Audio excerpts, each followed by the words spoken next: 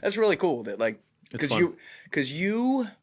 your timeline is, it's nice to hear about like your eclectic background too, Mm-hmm. like all the different interests. It makes a lot of sense too. But your timeline is you started making content like mid 2023 ish, Yeah, something like May that. 2023. We're at like the 2-year mark We're at right the now. 2 year right now. Almost Okay. exactly, yeah. So, you know, you're doing all these other things before that, but you get thrown into this world because you grew very, very quickly. Very quickly. And I would imagine you didn't expect anything. No, not at all. Happened, I right? mean, I hoped, but I didn't. Yeah. I didn't even really hope in the sense that, like, I wanted to make a career of it, but I also knew that it's going to be your job every day. So Yes. make it something you love, and you have to make that the career. You can't like tamper with that just to get fame or whatever the fuck it is. Absolutely. Because you're going to hate it, and it's not going to be you and fulfilling. But literally the first video that I put up went viral on TikTok, and it was a small What was viral. that video? It was Who Owns the Media, and I got it all wrong, and I fucking like everything I like. I mean, I didn't get it all wrong, but I was obviously like completely uninformed. And I'm still, you know, always learning. But that one was got like immediately 40 or 50,000 views or something right away. And then the next one again, and the next one again. And it was very quickly. And then within 2 weeks, it was like something hit 1 million. And then by 1 month into it, I was like quitting all my jobs and just like, this is full-time pay. Going all in. Yeah, it was like my second paycheck from TikTok. I think I was saying was like $16,000. Whoa, Yeah, that's a TikTok lot on pays TikTok. real good. Yeah. Yeah, and because at the time I was mostly on like kind of like BlackRock grocery store subtle conspiracy theory kind of content. Subtle. Very simple and like not censored at all. And so I was highly boosted. I was making long form videos as they were pushing their new long form 10-minute videos. I had all the right like kind of luck and some skill to just blow up really fast. Well, you also have a great, like, your way to hook people and tell a story is phenomenal. Like, you hear the first 15 seconds of a video and you're like, damn Thanks, it, am I really? Thanks, man. The next 7.5 minutes, all right, they're gone. Like, you obviously had that from day one. I was telling you, I found you. I didn't find you on TikTok. I was basically like off TikTok. I haven't been on TikTok since 2022. But I found you on Twitter when you had like 2,000 followers. Yeah. When you were first there, and it was obviously one of the reposted TikTok videos, and I was like, "Oh, let's go! This makes sense." And I got onto Twitter when I think it was weird. I didn't realize until I got there, but no one was really bringing that TikTok thing to Twitter yet. No. And I thought that had already happened because on TikTok, what I was doing was so normal. And Joe talked about this on his show that like he was like, "This is like your thing," like pointing at the things and like, and I was like. Joe, everyone does that. But I didn't really realize that he's right, actually. Is like TikTok, everyone was doing that because they have a great green screen. But not on Twitter. But it was never on Twitter. And so like I was one of the first guys that kind of brought the TikTok to Twitter. And I saw how well you grow if you're a video creator on Twitter. Because everyone, like you'll read text all day on Twitter. You don't like hit follow because someone wrote 2 good sentences. But if you see a good video from the creator, you're like, I'm going to follow that guy because he's the one that makes these videos, right? It's just a much more followable kind of a piece of content. Yeah, you got to teach us that because our videos will do tens of thousands, hundreds of thousands of views a day on our second YouTube channel, and those same videos will do fucking 10 views on my Twitter. You know, we've been posting. I don't forever. think there's a real format, but I think that at the time, early on, and in that exact context, the format was that yours would have been too produced. And part of what make mine go, and still to this day, is that they're not highly produced. Yep. Yeah, and they feel a little more personal and intimate, and like more story, like because that connects you to the character, connects to the storyline. Yes. And we, as a generation, have been slowly being trained to just skip things that might be ads, things that are highly produced, things that feel like there's money behind them. It's like, fuck that. Oh, this is like some random dude. Right. And so TikTok really, it just forced its way in and showed a need, a desire in our psyches to connect back with real people, I think, because we are over ads and we're over, network television. And even though it's like you guys are just, some homies making content, if you overproduce, it can still feel like it's that. Yeah, you're talking about thing, like right? when you run into something in the feed where you can tell like, oh, it's a studio or something. Yeah, it's not the dude talking to you. All the videos I've had go viral on Twitter are me flipping around the phone and talking right there. So I totally see what you're saying. Yep. But like you kind of like came together at a critical time because we're like 2.5, 3 years post the beginning of the pandemic. Shit's kind of messy at this point. When you were first coming up, there's one crazy war going on. A few months later, there was going to be another one going on. Obviously, we'll talk about that today. But, I think that people felt really jaded. And so they were suddenly looking at things that maybe they took for granted in the past, like, oh yeah, this is probably perfectly normal. That now it's like, oh well, what really is behind that? And you were the guy, even if it was like, I forget what you called it, but like simple shit to start, like, oh, here's what BlackRock's doing, or oh, here's what's in your fucking cereal. People appreciated that because they're like, oh, I've been doing that or a part of that my whole life. Maybe I shouldn't do that. Yeah, and I think that I get called a plant a lot, and I get people attacking my growth a lot as like it must be controlled opposition. Well, it's a Qatari bot farm. I mean, it is. Yes. And to be clear. Yes. And it's understandable. Like, I would be fucking pissed too if I had been doing this research for 12 years and putting stuff out for 12 years and getting my accounts taken down and banned and censored, and then this new guy comes along and is not censored. But there is an element of timing that's really important, is when you first enter a scene, that's your first impression. That's your like first pop, your bubble, right? And if you do that when it's being censored, you're inherently trying to swim upstream in a strong current. And you got your shit censored all over TikTok. Well, a little bit, but it took a while. So the thing is that TikTok broke the censorship open in a big way, because TikTok was not like, this is just my theory. It's not entirely evidence-based, but it's sort of experience and evidence-based, that let's say the American deep state, you know, the intelligence agencies and their buddies, they learned in the early days of YouTube that you can't just let people fucking put videos on the internet. That is a problem.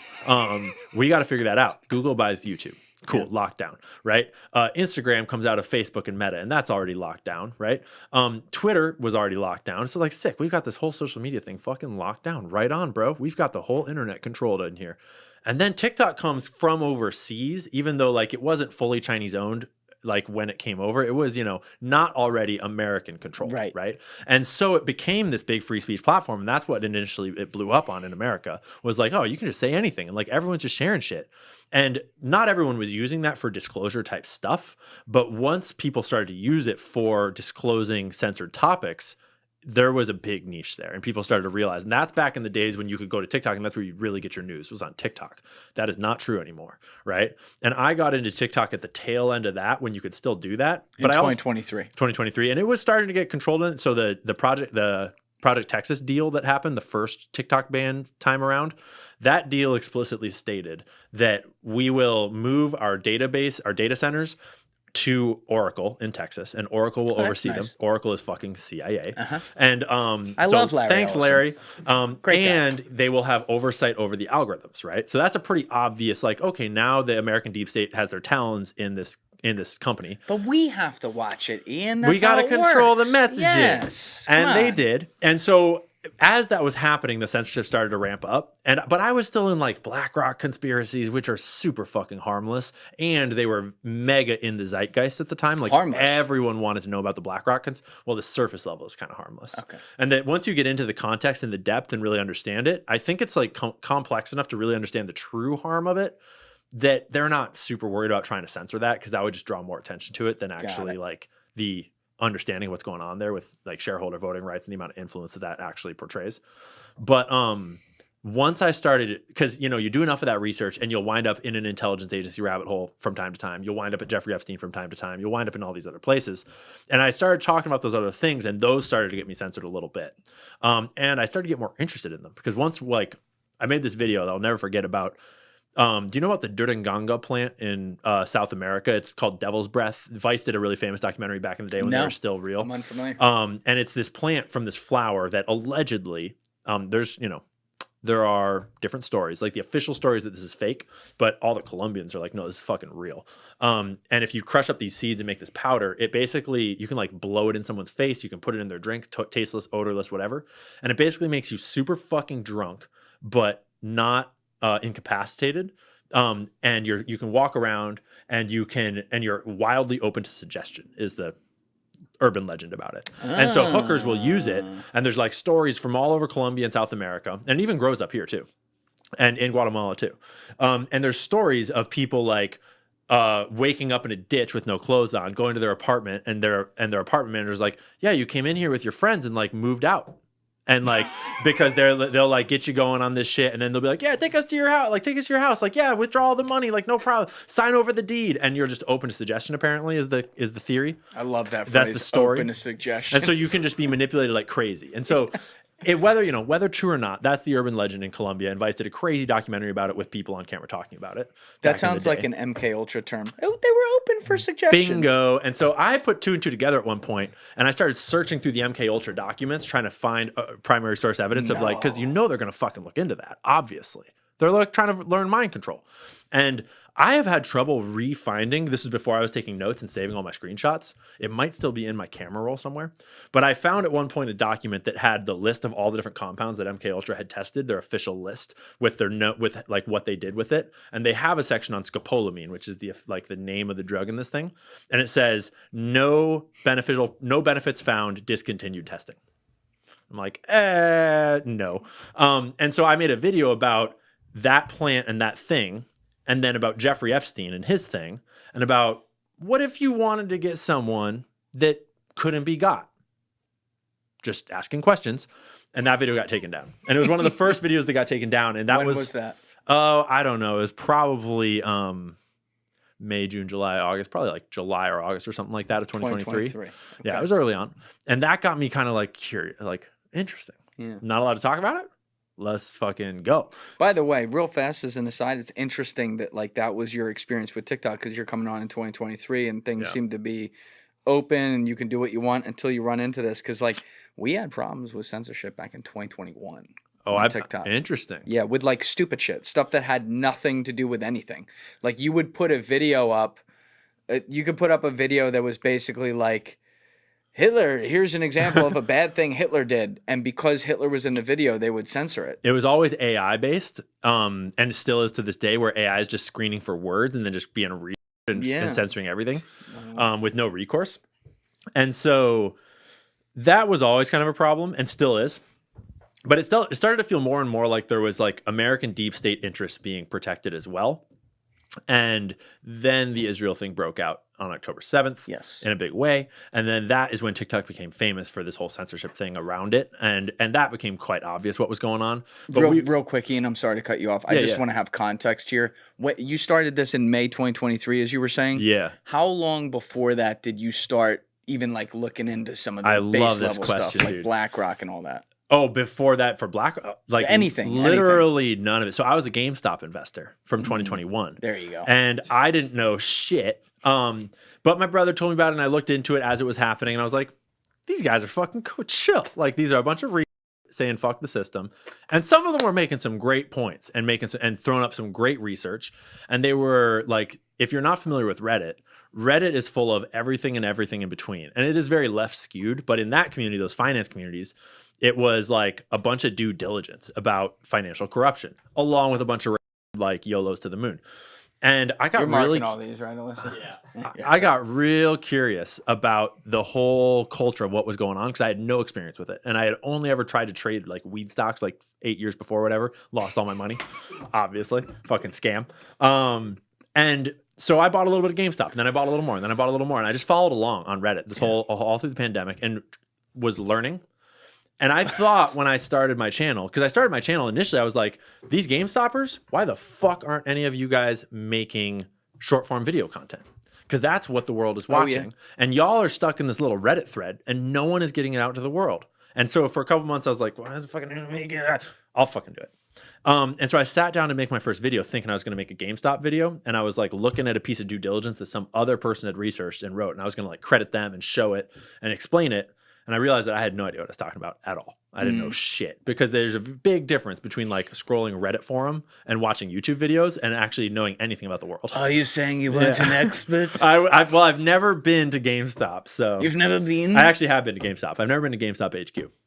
But then how can you talk about it? How can you? Yeah, I don't know. Let's be clear, Douglas. If you went to my Twitter and read my bio, I don't know if he's an expert in Twitter bios or not, but maybe an expert could read him my bio and it says not an expert in anything, but sarcasm.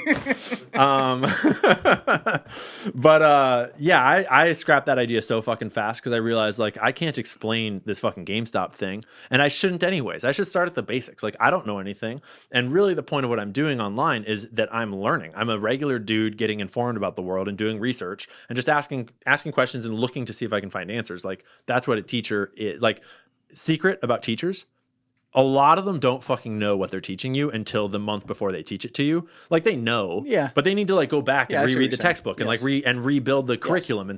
And like if you're a college professor, you're probably an expert in the field you're teaching, but not always.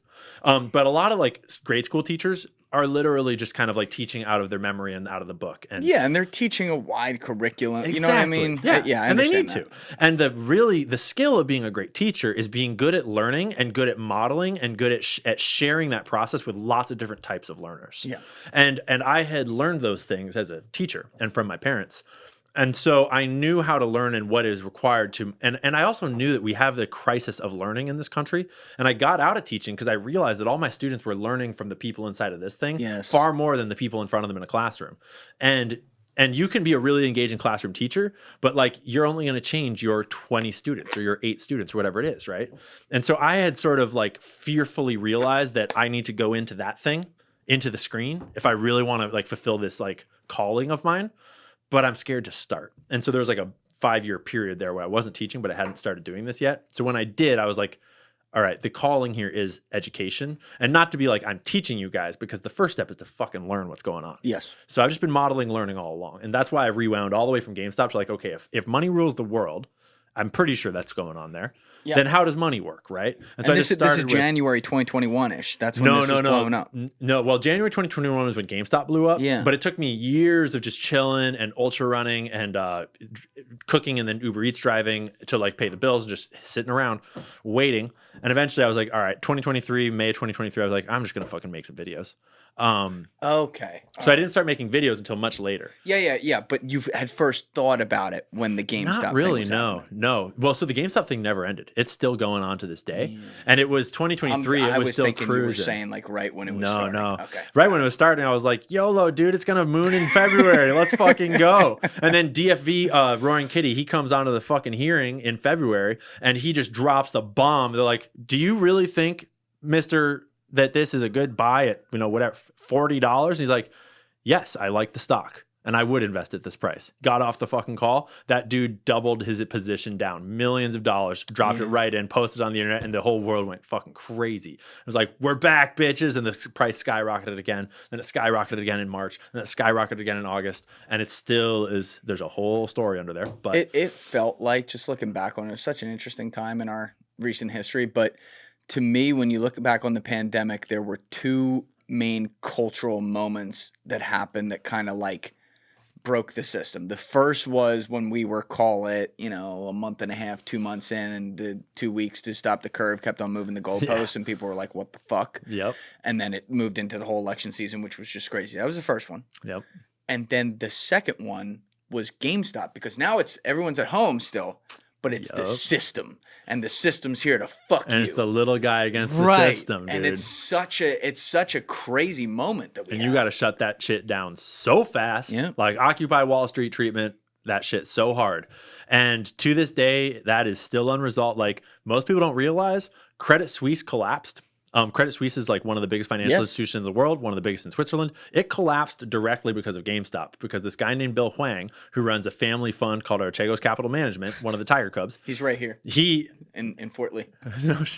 So he was just trading leverage to the balls in lots of other stocks too. But in the report they did about it, they specifically in a footnote, like kind of quietly were like, and then because of a bunch of fucking volatility around the GameStop thing, Bill went tits up. And one of his main counterparties was Credit Suisse. And so his bags transferred to Credit Suisse. They couldn't hold them because these things run in like 1 and 2 year cycles based upon the swaps they're using. And so Credit Suisse went belly up 2 years later. And now UBS, the other bank in Switzerland, is holding that bag because they had to rescue Credit Suisse. Ooh, I don't know and about that shit this. is coming due. And they are still that is still floating out there, and no one wants to talk about it. And UBS has some issues? Oh yeah, UBS is holding all of Credit Suisse's bags. And when Switzerland basically forced UBS to rescue Credit Suisse because they needed to, and this was one of those systemic risk moments where the whole world was like, guys, fix this. Because if anyone goes down, if any of those big guys really goes down, everyone's fucked. Because they're all trading derivatives back and forth on huge leverage. Look at the financial crisis. Exactly, right? So we were looking at another one of those, and it got absorbed into UBS. And there's a bunch of press conferences from the time of the executives of UBS basically being like, fuck this. Fuck this. And they're holding them. And we don't know. There's almost no reporting or transparency about these things called swaps, which are basically like where you just trade around your shit and don't ask questions. It's like moving food around on your plate. It's crazy, yeah. But it's like from my plate to your plate, and no one Yes. gets to see what got moved between the plates until 2 years later when you open the box and look, kind of a thing. And so UBS is holding all the swaps that blew Credit Suisse up, and there's stuff going down about it. But that's that'll come out when it comes out. But it was all of that stuff and watching it all happen that got me motivated to be like, you know what? There's a niche here and someone should talk about it. And when I thought I was going to start talking about it, I realized I was an idiot and I should probably rewind and learn. And so that's why I rewound to like, who owns the basic shit? Like, who owns everything? And then that turned into BlackRock, and then BlackRock turned into CIA, and CIA turned into Epstein. And all right, let's unpack that tree right there. Yeah. Because again, you're starting at like May 2023 when you go public. Yep. Obviously, this is several months before October 7th and everything that goes down there. You start at the surface level stuff. How did you first get to CIA? Was it through the plant video? I don't. What? Oh no, not well. Maybe it might have been. I think it might have just been that Epstein was in the zeitgeist, and I was just kind of doing side research on him. But then in the research about who owns everything, you occasionally do these little side quests of like, oh, who's that guy that owns this company? And you click, and you're like, for example, I was doing one of my most viral videos ever was about shampoo. And I was looking up OX shampoo, I think. Yeah. And I Googled the company name, but I didn't realize that there was a Brazilian, I believe it is, company under the same name. And I accidentally got in this rabbit hole of this billionaire from, I think, Brazil that is one of the funniest stories ever. He was like a speedboat racer, classic billionaire, like one of the richest dudes in the world. He was trying to overtake Carlos Slim to be the richest dude in the world at the time, billions and billions of dollars. And then he fucking got like caught for fraud and literally lost it all. And his Wikipedia page is hilarious, like this big settlement. And he went from like however many billions of dollars to a negative net worth, like in the span of 6 months or something like that. Like one of the largest financial losses in billionaire history. Hilarious. And it was so fun to just make a video shitting on him as this little side quest inside of a video. But it's things like that and that's not a intelligence agency thing, but it's how these side quests can kind of come out of nowhere. And like you learn about Carlos Slim and suddenly you're in the cartels a little bit, and you learn about, this and that, and they just all are kind of like the beauty industry. You wind up in LVMH and you wind up in Estee Lauder, which I didn't know yet at the time, but those things tie very closely to Epstein. And so I'm sort of the type of learner where I like to do a lot of diverse side quests and other investigations and kind of get the whole 1,000-yard picture. And that inevitably I started to realize over time that intelligence agencies are one of the major power centers in this world, right? Because finance was obvious, and that's where I started. And I do still think that the banks are on top of this pyramid, so to speak. And who's helping them with that? Exactly. And the intelligence agencies are the hired guns. They're the jackals. They're the muscle that go out on behalf of the global banking system. And, we can get all into that, and all about that. And then there's also sort of the celebrity media culture thing that's going on beneath that, I think. And I do think it's kind of a tiered system of sort of like culture and media, politicians and governments, 100%. Intelligence agencies in the deep state, and then and bankers are on the top, and corporations. The international, transnational corporations, I would slide in there somewhere around the politicians too. But you're also pointing out how pop culture's downstream regular culture. I mean, it's just like everything's intermixed. It's not like these can be separate boxes. You can't look at Corporation A and separate that from random fucking dude in Hollywood B. In a lot of ways, there's commingling on everything, and like you and I were talking earlier about this off camera, but there's also this weird thing that happens where you got to make, especially when you're doing research on like, all right, where did something go wrong, or why are we this far down on something? Where like intentions and incentives get mixed up because people are incentivized to do things in a chain of 10, 100, 1,000 other people, and they just kind of do their job. But this like road to hell, if you will, is right down the slippery slope of the actions they're taking because they got to report on fucking March 31st, their quarterly, so they don't lose their fucking job. Bingo. You know what I mean? Yeah. And to re-say what you're saying and then to take it further is you're talking about the divide of like the conspiracy world loves to go in the direction of it's a plan, it's a plot, right? It's all this, shadowy cabal around a table planning the destruction of the world. Maybe there's a little bit of that in some regards, especially in intelligence agencies and governments, billionaires. But A lot of it is just that the incentives all align this way. And so regular good people just become a part of a system that does these things. And I would agree that every single one of my digs, from BlackRock to Epstein and everything, I find that over and over and over again. And I did find it right away with BlackRock. And that was sort of this interesting first lesson I learned, this deepening. Because the surface level of the BlackRock conspiracy theory is BlackRock owns every company. They must own the world. But that's not true.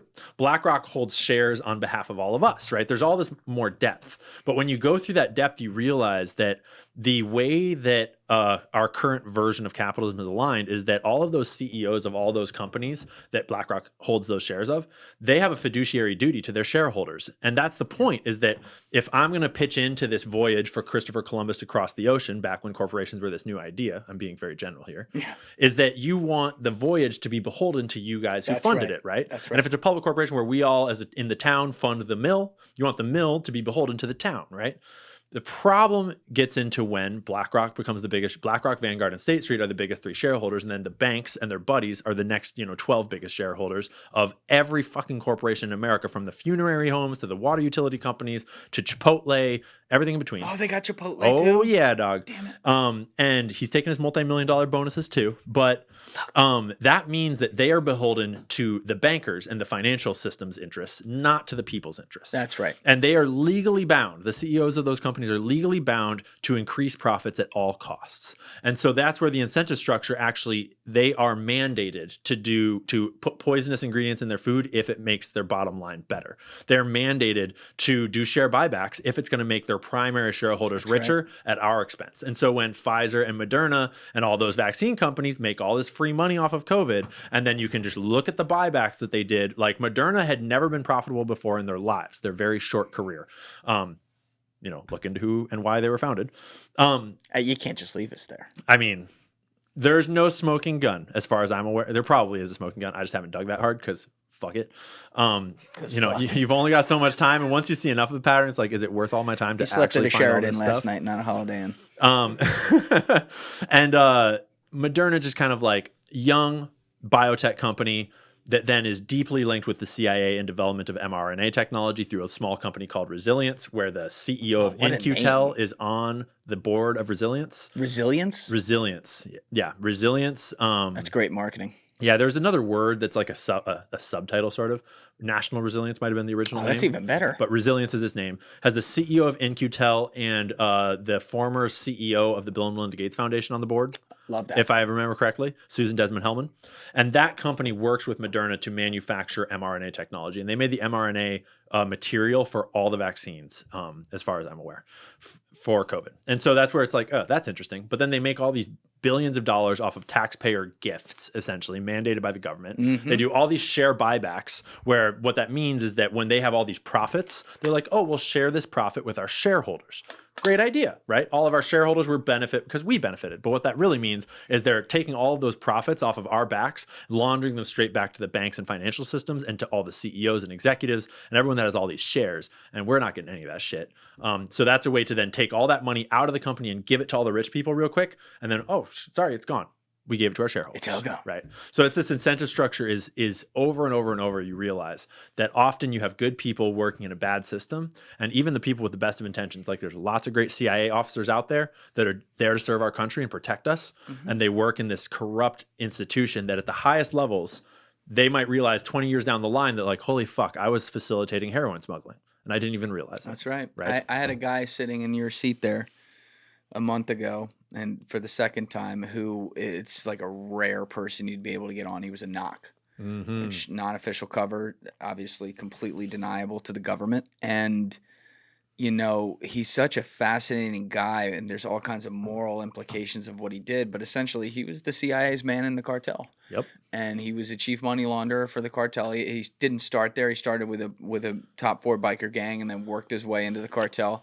And so I had him sitting here on a Wednesday, the second time, telling the story about how he flipped at a top 5, top 10 bank, a top 5, top 10 guy who was just a regular dude to become a launderer for the cartels on behalf of some greater CIA thing that he needed to have happen. And by the way, the only reason this guy can talk is because there was a leak in his program to a foreign agency, and the foreign agency doxed a bunch of people on the dark web like a year and a half ago, so he had to be pulled. So he's like one guy I look at, I'm like, oh, he might actually be out. You know, there's fucking people around, but he might actually be out. But, you know, anyway, so he tells a story about how he did that. And like how he sold this guy, and basically it's like the Harvey Dent. You live long enough to see yourself become the villain or whatever. Like that, like the guy he's flipping right there is like, I'm just a regular banker, and then next thing you know, well, this seems like a good thing to do. It's not, but he doesn't know he's doing it for the CIA. Yeah. So a week after that, I have Ed Calderon sitting in that seat. And Ed's got, you know, going on one of his great rants where he's just like quietly like, are we going to talk about this? So he's like, yeah. And how about the CIA? The CIA flipping top 5 bankers. They're doing that in my country. We're going to talk about that. I'm like, funny you say that. Had he already seen your podcast? No, it hadn't come out yet. I said, there was a guy sitting there 7 days ago. He's the one who did that. Dude. And you think about this because he's one little cog on the wheel, right? And I've had a chance to talk to Matt a lot off camera too. And like, I didn't expect this. Like, I kind of like didn't expect to like him before I ever met him, but he's like a really deep kind of guy that definitely has a lot of scars from what he did. But I wonder, like he talks about some of it out loud, some of the moral implications, but I wonder what he thinks about late at night where he's like, was this X thing, whatever it was that he did, was that worth it for Y, or what even was Y? Like, I don't even know what they were doing back there? You know, it gets really complicated because, like you said, it doesn't take much. It takes one little rat on the ship to fuck everything up. My friend Jared Dillian has a great line. He worked at Lehman Brothers, which crashed obviously in 08. He has an amazing line from his book. I always edit it a little bit, but he said there were 20,000 people that worked at Lehman Brothers. 19,995 of them were pretty good people who were good at their jobs and wanted to work hard. I always edit that to like 19,970, but you get the point. Yeah. It just takes some of the people that got their hands on the right ignition and they're the wrong guy and they the right quiet little room in the corner. Yep. Right. And especially in an intelligence agency where it's designed to be compartmentalized. Yes, exactly. And you hit on another important point subtly when you're talking about a NOC, non-official cover. Yep. The other thing about intelligence agencies is they were founded with the intention. The whole point of an intelligence agency, and I say this on every fucking podcast, is that it is supposed to be plausibly deniable. Sure. You only even need an intelligence agency when you're going to be doing things that you need plausible deniability around, meaning that if the operation gets found out, you have layers of protection to say that wasn't us, right? And there are some things the intelligence agencies do that they're like, yeah, we do that. Right. But a lot of the programs they're doing is intentionally to be deniable. And so when you're researching, you know all about this, is when you're researching anything to do with organized crime or intelligence agencies, you're dealing with information that is designed to be hard to trace back. That's right. And so you have to be playing this kind of puzzle piecing game, and you have to be very humble to realize you're not going to have the full picture, not jump to conclusions, but also be willing to explore avenues that are not fully evidenced, because it's not the same as like following a paper trail to a crime by some bozo. It's, you know, professionals that are covering those tracks as they go. You're also finding a lot of slippages too. You're finding like a little thing that's in a random document somewhere that's got nothing to do with something. Exactly. And then you're like, wait a minute, and you pull it back and put it together. Yep. And that's the thing is that, the neat thing is that the history of the CIA, when you really dig into it, you realize that a lot of them were fucking horrible at their jobs in a lot of ways over the years. Like a lot of them fucking sucked. And they left a lot of crumbs all over the place.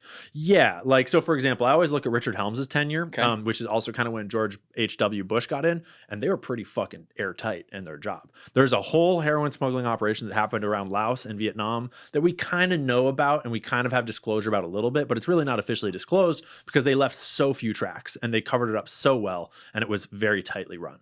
But then you look at Iran-Contra, which came out of one of their like proteges. And Director Casey sucked at his job. Yeah. And he was trying to do it all big shot without Helms at the wheel and all this. And there's lots of documents that are both official and unofficial that kind of inform that. But it ended up with Iran-Contra blowing up, being one of the biggest scandals ever at that point.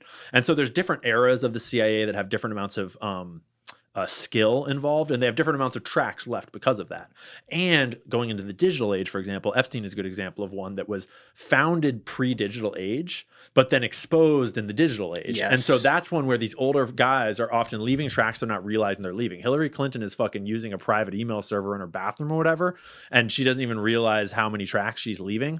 And like, they don't even realize that, you know, disguising what you're talking about by saying the kids will be in the pool, or there's like a handkerchief with a pattern on it, or like Obama's flying $65,000 worth of hot dogs to a White House party. Those kinds of things are not going to protect you if you're going to leave the whole fucking email server open for people to find and read through, right? So there's a bunch of dinosaurs that are getting caught in this trap right now in the pre-digital to digital transition. Then we're getting a lot of information with that exposure. And that's the other thing though too, because we have access to so much now, we can get things exposed and read through stuff, and even, you know, you'll get recordings of things that get leaked and stuff like that. Yeah. It's a gift and a curse, because we get access to like people that can be doing dark shit, and probably are. Yeah. But then we also get access to so much that, you know, especially when it's compressed down to, you know, viral this or viral that of this message or that whatever, it's like anything can make it sound like it's something sinister. There was a great line, I was talking to you about Raj Rajaratnam off camera a little bit when I had him in, but from his case, I'm not going to get into his whole case right now, what happened there. He really got fucked.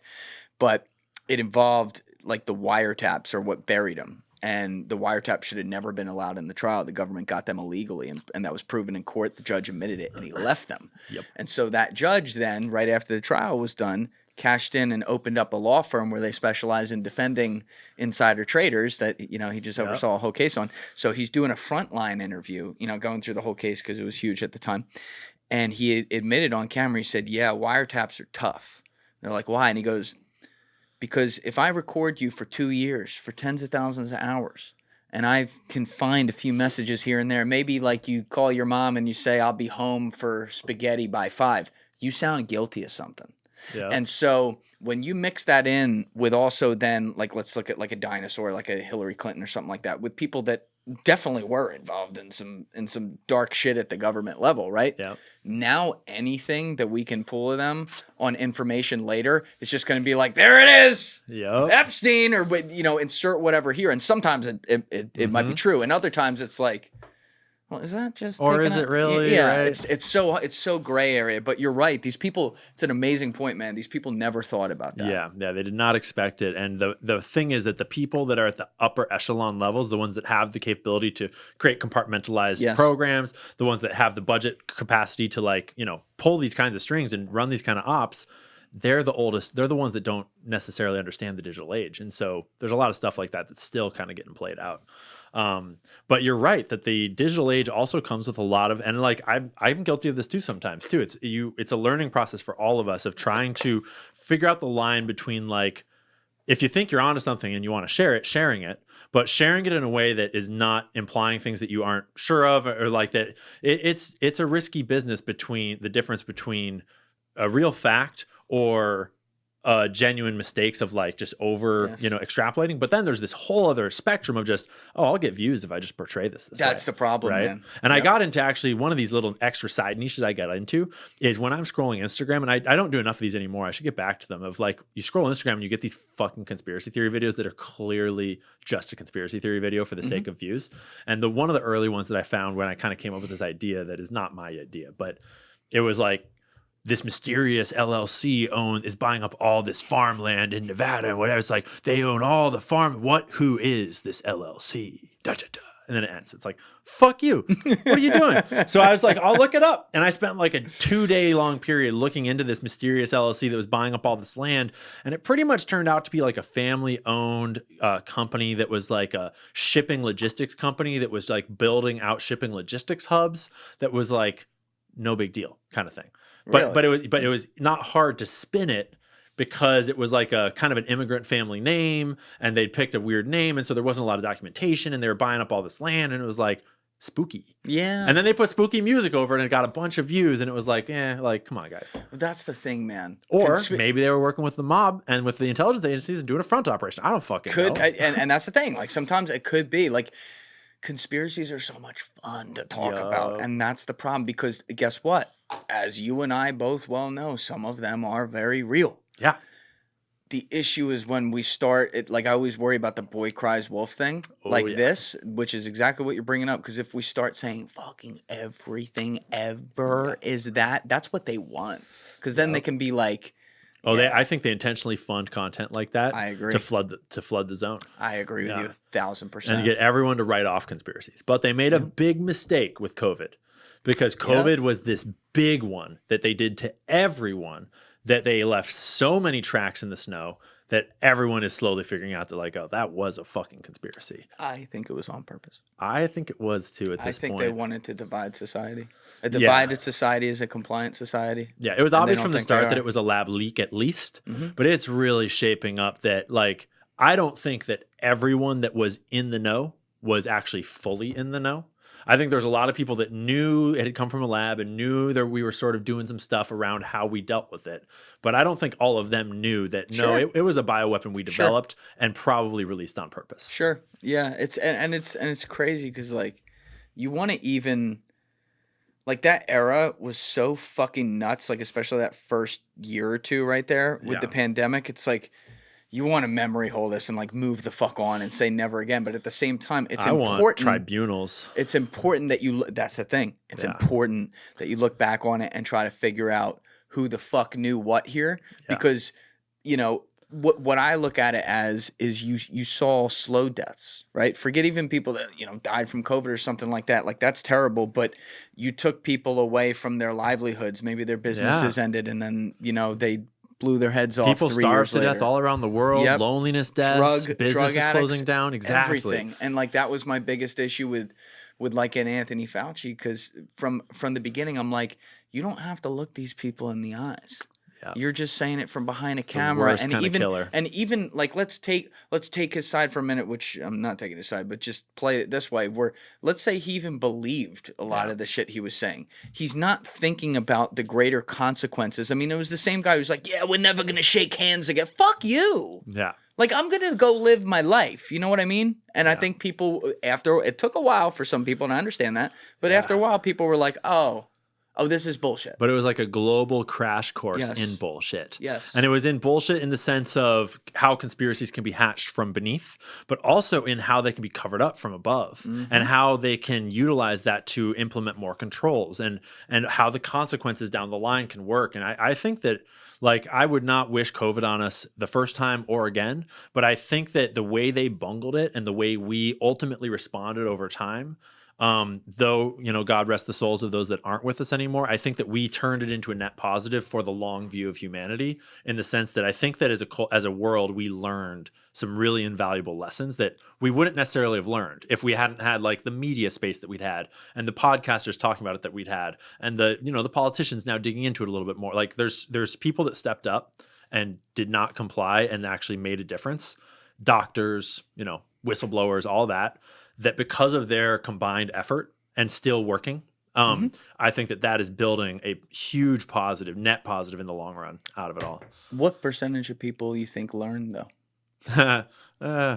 Well, depends on if I'm talking about my friends the people I hang out with now or like the people back in Bellingham. Well, and that's the thing. Here's the issue. I was just recently at a dinner table with a bunch of people, all different types of people. And there were all little conversations going on, and I would just kind of listen in on all these. Yep. And I can tell you the algorithms at that table were diverting all over the place. Yep. And I was like, this is, and I already knew this, but I'm like, this is just I wish I could video this right now, because what's obvious to you or obvious to Alessio on something else or obvious to me on something else, to someone else, they might think it's obvious in the other direction. And maybe on that one, they're wrong. Maybe on another one, they're right and we're wrong. You know what I mean? It's such a complex thing. But with COVID, that's why I say, like, it feels like it was designed that way, because, you know, like there's these little moments that happen in this podcast studio all the time. Like this seemed like innocuous when it's happening, and then you're like, oh shit, wow. And then later it keeps coming back to you. And very early on, when I was in my parents' house, I had my buddy Alex Horowitz, who was one of the first guests on here. He was on for number 17 and 18 because we recorded for like 6.5 hours. And this was right before the election in 2020. And at the time, he was the chief of staff of a company called 8 Sleep, which is the really cool science beds that I know about them. It's actually an amazing product. So he had been around all these big technorati people, right? Like all the big funds, all the big thinkers, the VC guys, and he had such a balanced way of putting things. And one of the things he said is that, you know, you can hack culture by simulating it ahead of time. And I'm not going to say it as beautifully as he did. People can go check that out. It was like maybe an hour into that first conversation we had. But I was like, what do you mean? And he goes, these companies, these social media companies, and by extension, you and I can say, therefore, governments and intelligence agencies, which are within them, have the power to test like an impetus, like test something like if simulate what would happen to this subset of people right here and this subset of people here. So they can see how people are going to be mentally predisposed to respond to whatever this impetus is. Yeah. And so with something like COVID, they would have known ahead of time. Okay, these people are going to be all about it and follow whatever we say, and these people are going to be like, fuck you, get off my lawn. And it's going to divide people. Yeah. And this is one of the biggest questions I've not answered for myself, because clearly, well, not clearly, maybe, it would seem that the perpetrators bungled it and did not achieve their actual end goal. It would seem. It would seem. Or you have to go to a whole nother level of 5D chess where we are fucked and they did get what they wanted and Trump is probably their guy and we are getting slow walked into a technocratic death hole. Oh, that just went up and 6 that shit's inches. Dark, right? That shit is dark. And that is possible. That's 100% possible. I don't think it's likely, but it's, we should be vigilant. But because if they have that level of competence to be like testing these things and knowing these things, and because I think that the issue with that is that line of thinking, though they have the capability to do that, are the people high enough up in these dark decision chains? Are they young enough to be thoughtful enough to understand how to use these technologies to those advantages? It's a fair question. And to listen to those youngers beneath them? And I think the evidence suggests that they are not exactly that forwards thinking yet. Though there's a lot of people that are at that level, and Palantir is one good example of a company that is very forward-thinking, very effective, very in there, and real sketchy, among many others. But it's a wonderful company. Yeah, doing great things for the world. Doing great work. But I would argue that there is, we would be living in a very different world if, like, the cabal controlling the world, like the deep staters at the top of that program, had been thinking that way from before COVID. I think they would not have wound up with like Joe Rogan literally dismantling them single-handedly. Or what if that's part of it? What if Joe's no, that's not what I'm saying. No, but I'm just getting tinfoil for the fuck of it. What if him being a guy that would respond that way is plausible. Tested, and it's like, of course he's going to respond that way because he's going to look at things that don't make any sense, and he's got a big platform and call it out. We could use that. He has no idea. I think about, dude, in our little studio right here, I think about that all the time. Like, what are we a useful idiot for? Smart man. Yeah. Yeah, because you're right that what we see today, I'm saying it looks like they didn't win in the short-term context, as in they didn't get, FEMA camps. They didn't get ongoing forever vaccines entirely. They didn't get forever control. They didn't get the forever pandemic, whatever it is. But that wasn't necessarily their goal. If they were really smart, they might be thinking more long-term, and maybe some of them are. Maybe some of the really devious ones at the top, some of the super billionaires, whatever, maybe they are thinking like, we need to dissolve the truth a little more. We need to dissolve, the boundaries between reality and truth. We need to divide the people more. And so they're like, during this COVID era, we're going to get our payday. We're going to get this fucking control. We're going to get some more laws passed. We're going to set a precedent, but we're also going to divide. We're going to conquer. We're going to destroy. Yep. And all that did happen. And we are sitting in that world today where my truth is not your truth, is definitely not my parents' truth that are watching Rachel Maddow. And oh, your parents still watch Rachel? Yeah, they do. And they love her. And I've been working on them. But yeah, that opinion programming is strong. And there's a piece baked into the cake that is so important, that is like a immune response to other information. And it's this misinformation fear of like, no, like you're getting sucked into misinformation. Like anything you're sharing with me is misinformation. Like I don't even need to read your sources because you're wrong. Like, because Rachel says that's crazy talk, right? Don't matter that she reported on Russiagate for 3 years and never retracted it, proven to be false. Like, don't matter any of these things that they'll get wrong on these mainstream networks or even on the alternative networks. There's a immune response built into this sort of like hive mind thinking that's getting fostered in all of these sort of like sheepy kinds of ways of thinking, that is super sketchy, because there's not a good way, short of like shaking them out of it somehow, which also like, how do you open people's minds up to realizing that it's hard, it's complicated. It's really hard because we all have a tendency towards some form of confirmation bias, some stronger than others. But like, you look at something objectively, you just pointed out, great. You see the mainstream media get broken in certain ways with certain subject matters that they just dug in on and yelled at everyone who said the opposite, or even just said, hey, can we look at this? To the point that now, again, it's another boy who cried wolf. Bingo. Because what happens when, and I don't have an example of this right now, but what happens when Rachel says something on TV that's like, oh, it's actually backed by evidence? Exactly. You and I and anyone out there who's like not a hardcore like pink hair lefty is going to be like, at first thought, all right, should I even listen to that because it's Rachel Maddow? Which is why I always try to do that. I try, like, I don't care who it is. Like, when I see a clip from even, like, Don Lemon coming on, like, I watch See what he says. Yeah. I'm like, all right, what has he got here? Once in a while, I'm like, oh, that was interesting. You'll learn something either way. Yeah, blind squirrels, right, whatever. Yeah. But finds a nut once in a while.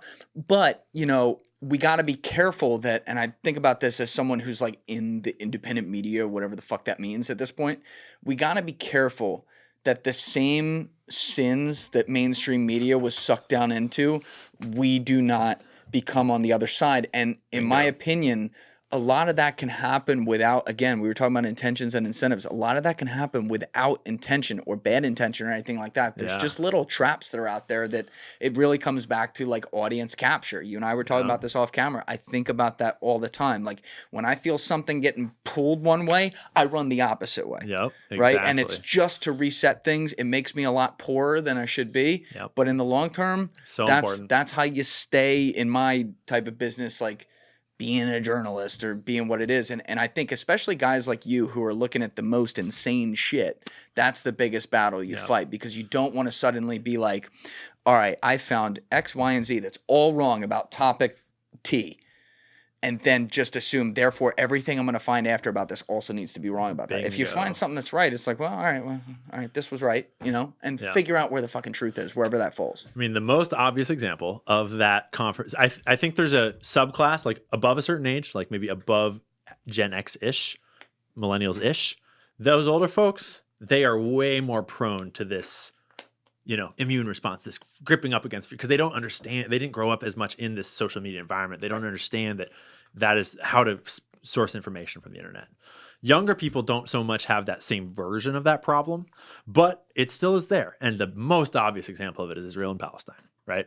I think in the sense that people, and you can see it so clearly on the internet, that the vast majority of people wind up in their camp, and then everything from the other side is propaganda, and everything from your side is real, right? Yes. But before we get too into that, you're talking about in your side of audience capture, and in my side, a version of that, like, because you're a podcaster, people come to you, you talk. I'm like a researcher, and I go out looking at sources and trying to figure out what's going on and learning and then sharing. And the obvious version of what one of those like trappings in my side of that is what I would call like access journalism. Access is a hell of a drug. And when all those, YouTubers and TikTokers get invited to the White House to sit down with President Trump and to talk to President Trump and get the Epstein binders, that access feels real good, right? And suddenly you don't want to lose that access. That's like you're in the White House, right? And so you don't want to say anything bad about President Trump. You don't really want to like report on how RFK did that thing. You don't want to and that access has always been one of the first like low-level layers of blackmail. And it's not blackmail, but it is coercion. And journalists fall into that shit all the time. And it's very dangerous. And now, like, we used to have journalists that were trained journalists. Yes. And they were, then working in a system that was largely bought out over time and, corrupted from above. But a lot of those journalists were badass journalists, right? Like, rest in peace, Gary Webb. Yep. Now we live in a world where all the journalists aren't even fucking trained.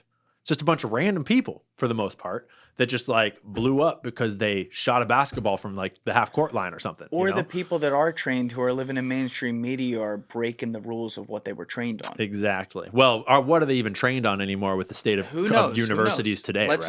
And you're absolutely right about that. Let's even assume it's somewhat right. There's still like, I was telling you off camera, like I'm passionate about finding the people who are still in that world who do the job the right way, because we got to uplift those voices, the real moderate, like, let me just fucking get at what's figuring out here or what's going on here, because maybe you could save some of that. Like, I don't want to kill off everything, but at the same time, when I hear people be like, down with the mainstream media, I get it, bro. Like, I'm with you in a lot of ways. Like, how can you not be? But it's an important narrative to refine. Yes. Right? Because I mean, it seems obvious to me, but it might be worth saying that like people like you and me, especially people like me, like all the communicators of journalism on the internet, the people that most people are actually getting their news from, most of them are not journalists. Like, I am not out there sourcing stories and like getting leads and like reporting the facts of the news that are new. I'm out there sourcing from the journalists that went out and got the stories. And I'm collating that and telling stories about it to communicate it in a way that'll get to bigger audiences, and then sharing that audience into the journalists that got it for me. You're an amalgamator. I'm an amalgamator, right? But without that journalist layer, all the stories dry up, right? There's no more information coming. And I think, actually, to our point here, let's just say the deep state, all these folks that would benefit from the truth being debased, they're not incentivized to want more journalism like that. They want facts to kind of become fluid. They want everything to be opinion programming and everything to be opinion fighting and everything to be culture wars and everything to be your side, my side.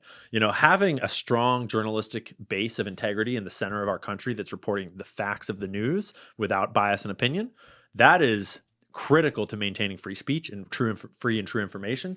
And without it, people like me suddenly, like, how do I even begin to source information if I can't? And right now, what I tend to do is I tend to intentionally source mainstream sources, because we know that's at least the accepted narrative. Even that's like the paid narrative, so to speak. And sometimes I'm sure it's good, true journalism. And sometimes I'm sure it's a little skewed by higher interests, right? For sure. But regardless, this is the same reason why I source Wikipedia, because Wikipedia is highly censored and highly controlled. And so if it's in there, and you can check the sources, or if it's in mainstream journalism, then you at least can say, like, well, this is endorsed by the machine, by the establishment. And so if the establishment is willing to say this kind of stuff, then, like, for the exact same reason that when I report on Israel-Palestine, for example, I tend to try to find sources that are coming from inside of Israeli publications as much as I can, just so that you're like going directly to, like, if Israel's reporting that Benjamin Netanyahu was funding Hamas and they're having a problem with it, I feel a lot better about that than if, like, Al Jazeera is reporting that Benjamin Netanyahu was, funding Hamas. Fortunately, they've both reported on it. But that's another story. When did you? Let's take one step back before we go full blown into Israel Palestine, because there's one thing we've been leaving out there, and people probably want you to talk about it. The whole Epstein thing. Like, had you looked at that back when it happened at all, or was this you really came into it in 2023? No, I hadn't looked into it in any depth. I've obviously heard about it, but I hadn't really looked into anything in any depth. Like, I am new and young at this, and I don't hide that at all. And no, the first time that I dug into it was during that first couple months, just on the side, learning, researching, reading. And then, there was a development in the Ghislaine case. I think it was her, like, trials is what was happening. And we were getting more documents and stuff like that. And that was when I first started digging into the documents, because there was new documents dropping. And it was kind of weird, honestly. I was new to X at the time. This would have been like late 2023. I think it would have like the turn of the new year to 2024. Well, her trial It wasn't her original trial. It was like some new maybe it was Virginia Giuffre. There was new testimony that was released. I forget exactly what happened. Okay. But it was like the turn into 2024, and there was a bunch of new Epstein documents and new court documents and stuff, and everyone was kind of collating through them, and X was having these big spaces where all the experts would come in and talk about it. And like, I had blown up on the Diddy stuff about looking at the Diddy transcripts and the Diddy like court document stuff around Lil Rod's lawsuit.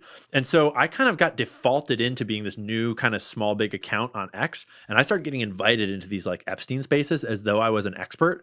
And like, I had learned a lot more than the average person, but I was like out of depth next to everyone else that was in those spaces, and I was just learning a lot. And I wasn't like trying to pretend I was an expert, but I was, involved in learning. And it was just weird to be like suddenly thrust in the spotlight, and that really incentivized me and motivated me to really like catch up and learn what I'm talking about more. So I got pretty serious about it at that point. Okay. What did you first think when you came upon that? Were you looking at it like upon Epstein? Yeah. Like right away, were you going, okay, this was definitely an intel op? No. At first, I didn't really have the context to know what to think. I think that I sort of suspected it was an intel op, especially once I came across the Acosta quote, the famous Acosta quote about like, leave him alone. He belongs to intelligence. Duh. Don't know how else you interpret that. But it wasn't until reading One Nation Under Blackmail And the first time I read One Nation Under Blackmail, I listened to it on Audible. That's a heavy listen. And holy shit, I didn't retain a single word of it, just in one ear and out the other.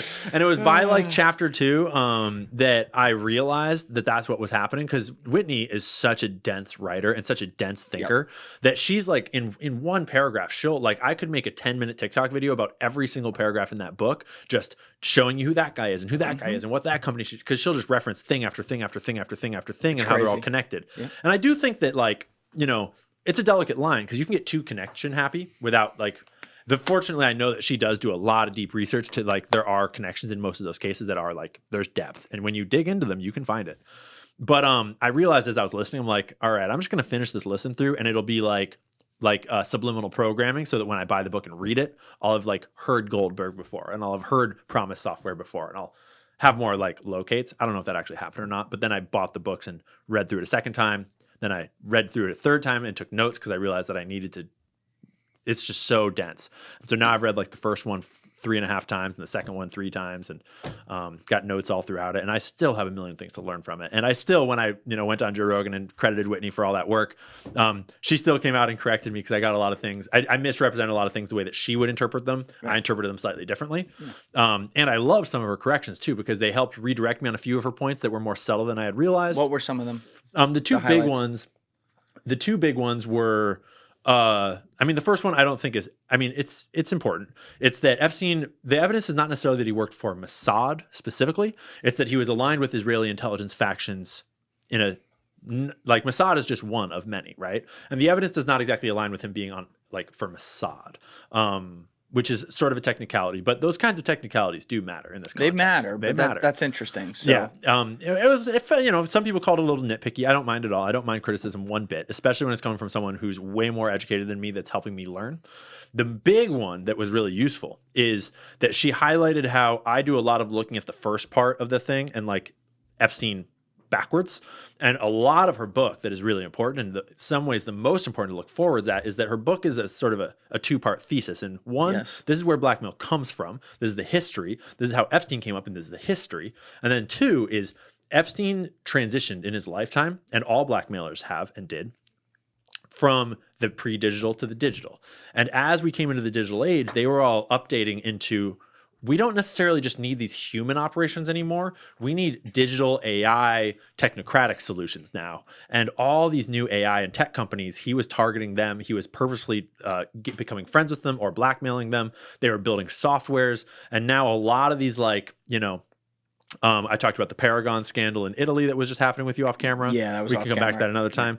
And then, like, for example, Palantir is a great example of one of these companies that's very, terrifying. Unit 8200 is that's the Israeli NSA, basically, Unit 8200 for the audience. Mm-hmm. And they are famous. They're well, I don't know if famous, but it is their open policy that they have stated before on record, that they started exporting their in-house technology operations to the private sector, meaning if the NSA is doing all this tech, like hacking and, tech work for the intelligence community, it's like, let's turn that whole section into a private company and send it off into the world. So it's no longer affiliated with us.